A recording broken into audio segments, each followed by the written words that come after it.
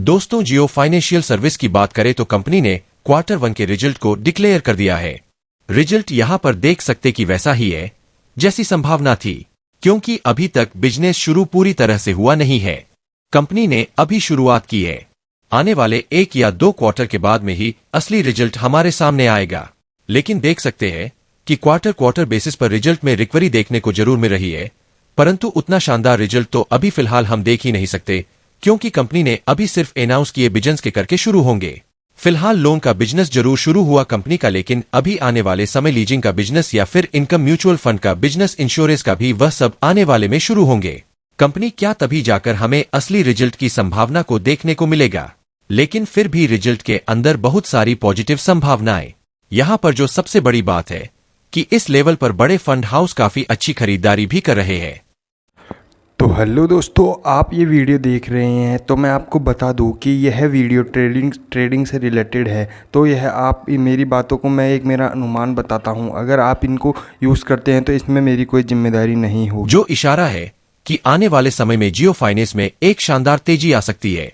वैसे इसकी प्राइस काफी नीचे, स्टॉक में कोई खास इतनी हमने दौड़ देखी नहीं है। इसने अपना 304 का जो हाई बनाया था, वहां से स्टॉक काफी नीचे, जबकि बाजार इस समय ऑल टाइम हाई के आसपास है। तो क्या खरीदारी करनी चाहिए? सबसे पहले रिजल्ट को अच्छे से समझेंगे और इसके अंदर पॉजिटिव निगेटिव पहलू को जानेंगे और मार्केट एक्सपर्ट का क्या कहना जियो फाइनेंस को लेकर भी जानेंगे इस वीडियो के माध्यम से। लेकिन फ्रेंड, उससे पहले अगर आप पहली बार हमारे चैनल पर आए तो चैनल को सब्सक्राइब कर दीजिए, एक बेल आइकॉन दबा दीजिए ताकि जब भी नया वीडियो बने पहला नोटिफिकेशन आपको मिले। वीडियो पसंद आए तो लाइक शेयर कीजिए। चलो फ्रेंड्स, वीडियो स्टार्ट करते हैं। मैं हूं आपका दोस्त एसबी दवे और मेरे अपने चैनल ऑनलाइन कमाई में आपका बहुत बहुत स्वागत है। तो सबसे पहले आज के कारोबार की बात करें तो स्टॉक की शुरुआत पॉजिटिव हुई। 354 पर क्लोजिंग थी। फ्राइडे की 350 के आसपास तो काफी अच्छी शुरुआत हुई। अब यहां पर 356 का इसने हाई बना दिया, लेकिन जो लो है वह 351 का है। तो देख सकते हूं कि स्टॉक के अंदर आज पूरे दिन में बिल्कुल गिरावट नहीं हुई है, क्लोजिंग से ऊपर की तरफ भी रही है। इसका मतलब यह कि स्टॉक में पॉजिटिव बाइंग हुई है। क्लोजिंग 355 के आसपास रही, जहां पर 1.34% की हमें तेजी देखने को मिली। तो रिजल्ट के पहले काफी अच्छा रिस्पॉन्स देखने को मिला। अब यहां पर देखें कि रिजल्ट की बात करें तो प्रॉफिट में देख सकते हो कि 6% की बेसिस पर गिरावट हुई है, परंतु रिवेन्यू में 1% के आसपास की तेजी देखने को मिली है।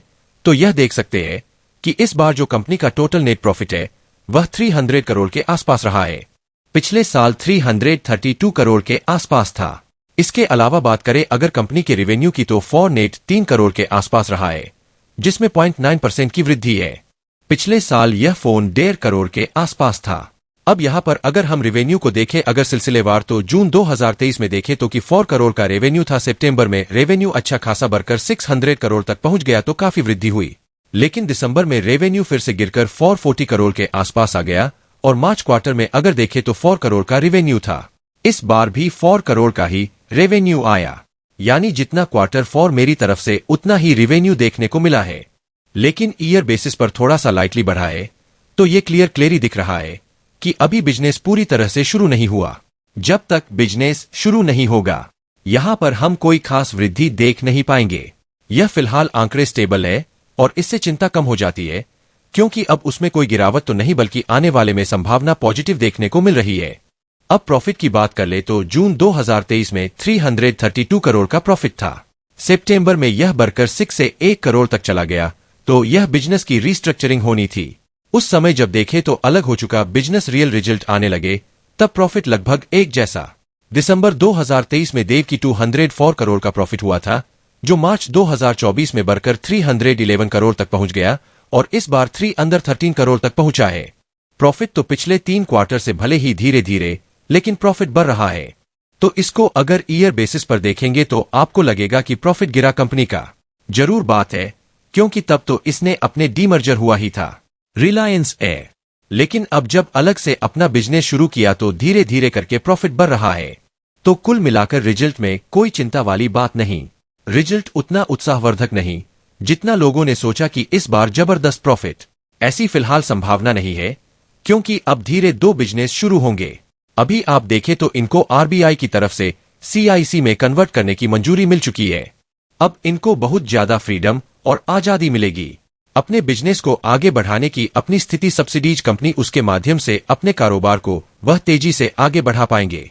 इसके अलावा देखें तो जून 2024 में यहां पर कंपनी ने एयर फाइबर डिवीजन जो डिवाइस है उसका उन्होंने आप देख सकते हैं कि लीजिंग का बिजनेस शुरू करने की अनाउंसमेंट की है। एक एक करके जितने भी टेलीकॉम इक्विपमेंट है उसका भी लीज पर देंगे, उसको बेचेंगे नहीं बल्कि लीज पर देंगे। और अपनी जो जियो टेलीकॉम कंपनी उसी को वह सारे जो प्रोडक्ट है वह लीज पर दिए जाएंगे, जिससे इनका जो रेवेन्यू लगातार हर महीने जनरेट होगा। तो यह एक अच्छी बात है जिससे हम कह सकते कि आने वाले में जियो फाइनेंस को बहुत सारा बेनिफिट हो सकता है।